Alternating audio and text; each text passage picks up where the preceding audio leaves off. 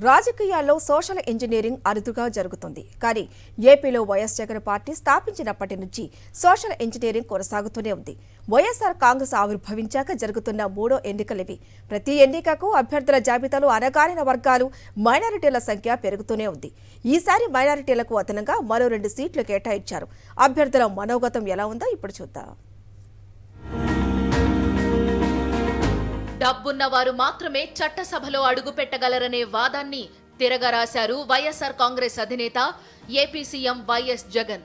తనను నమ్మిన వారు, ప్రజల్లో పనిచేసేవారు, ప్రజల మన్ననలు పొందినవారు ఏ కులం, ఏ మతం అని చూడకుండా అసెంబ్లీ, పార్లమెంటుకు పంపిస్తున్నారు. డబ్బున్న వారికి, ఎన్ఆర్ఐకి సీట్లు అమ్ముకుని సొమ్ము చేసుకుంటున్న పార్టీలున్న సమాజంలో కేవలం వారికి ఉన్న ప్రజాబలాన్ని కొలబద్దగా తీసుకుని ఎన్నికల్లో అవకాశం ఇచ్చి గెలిపిస్తున్నారు వైఎస్ జగన్. తెలుగు రాష్ట్రాల్లో కమ్యూనిస్టులు కూడా ఏనాడూ చెయ్యని సోషల్ ఇంజనీరింగ్ ను వైఎస్ జగన్ చేసి చూపిస్తున్నారు. గత ఎన్నికల్లో మైనారిటీలకు 5 స్థానాలు ఇవ్వగా ఈసారి మరో 2 అదనంగా 7 స్థానాలు కేటాయించారు. కులమతాలతో నిమిత్తం లేకుండా అన్ని వర్గాలను కలుపుకుని వెళుతున్న వైఎస్ జగన్ గతంలో ఎన్నడూ ఏ పార్టీ ఇవ్వని విధంగా బీసీలు, మైనార్టీలకు అత్యధికంగా అసెంబ్లీ సీట్లు కేటాయించారు. ఏపీలో వైఎస్ జగన్ ఒక బ్రాండ్ గా రూపొందారు. జగన్ నిలబెట్టిన అభ్యర్థి ఎవరని కూడా చూడకుండా ప్రజలు ఫ్యాన్ గుర్తుకు ఓటేయడానికి సిద్ధంగా ఉన్నారు. రాష్ట్రంలో అమలవుతున్న సంక్షేమ, అభివృద్ధి ఫలాలు ప్రతి కుటుంబానికి అందుతున్నాయి. అందుకే విపక్షాలకు కూడా జగన్ ఫోబియా పట్టుకుంది. ఒక్క వైఎస్ జగన్ ను ఎదుర్కొనడానికి గుంపులు గుంపులుగా కలిసి వస్తున్నారు. ఎందరు వచ్చినా, ఎంతమంది ఏకమై వచ్చినా ఫ్యాన్ గాలికి నిలిచే అవకాశం లేదని సర్వేలన్నీ చెబుతున్నాయి.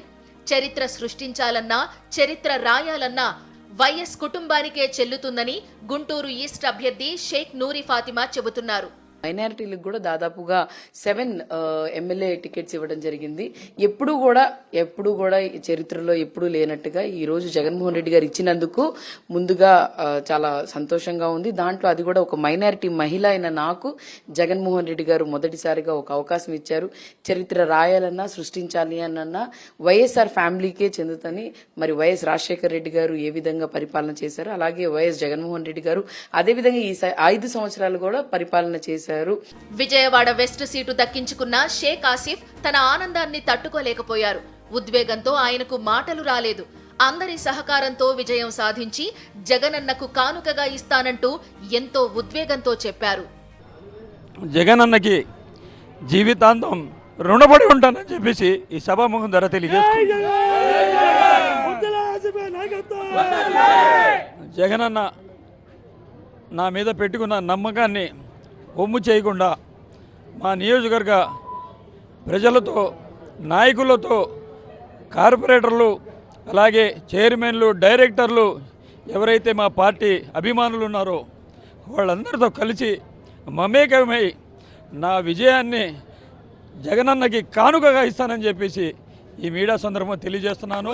మొత్తం మీద వైఎస్ జగన్ ఒకేసారి 175 మంది అసెంబ్లీ అభ్యర్థులు, 24 మంది ఎంపీ అభ్యర్థులను ప్రకటించడం పట్ల అటు అభ్యర్థులు, ఇటు ప్రజలు సంతోషం వ్యక్తం చేస్తున్నారు. ఎన్నికల షెడ్యూల్ కూడా రావడంతో అభ్యర్థులంతా ప్రచార పర్వంలో ప్రవేశించారు. ఈ ఎన్నికల్లో దాదాపుగా 81 స్థానాలలో ఎమ్మెల్యేలను మార్పు జరిగింది. 18 ఎంపీ స్థానాలు కూడా మార్పు జరిగింది.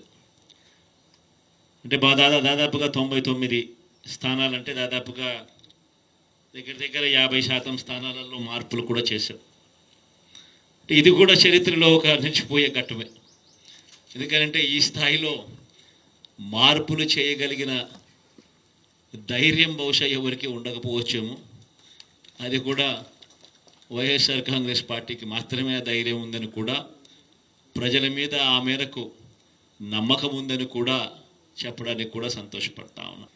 50% పదవులు ఖచ్చితంగా నా నా నా నా అని సంబోధిస్తూ ఎస్సీలకు, ఎస్టీలకు, బీసీలకు, మైనారిటీలకు ఖచ్చితంగా 50% అమలయ్యేలా ఏకంగా చట్టం చేసిన ప్రభుత్వం మనది. దానిని స్ఫూర్తిగా తీసుకుంటూ ఈరోజు 50% అంటే 175 అసెంబ్లీ స్థానాలు, 25 ఎంపీ స్థానాలు 2 కలిపితే 200 స్థానాలు అయితే ఈ 200 స్థానాలకు గాను 100 స్థానాలు అంటే 50%, 50% ఎస్సీ, ఎస్టీ, బీసీ, మైనారిటీ నా నా నా అని పిలుచుకుంటూ 50% సీట్లు ఏకంగా వీరికే ఇవ్వగలగడం ఇది చరిత్రలో ఆంధ్ర రాష్ట్ర హిస్టరీలో ఎప్పుడూ కూడా కని విని ఎరగని ఘట్టమని కూడా చెప్పడానికి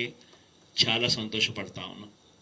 ఆడవాళ్ళకు కూడా ఇంతకు ముందు కన్నా బెటర్గా చేశాం, కానీ ఇది కూడా నాకు ఇంకా సంతృప్తిని కలిగించడం లేదు.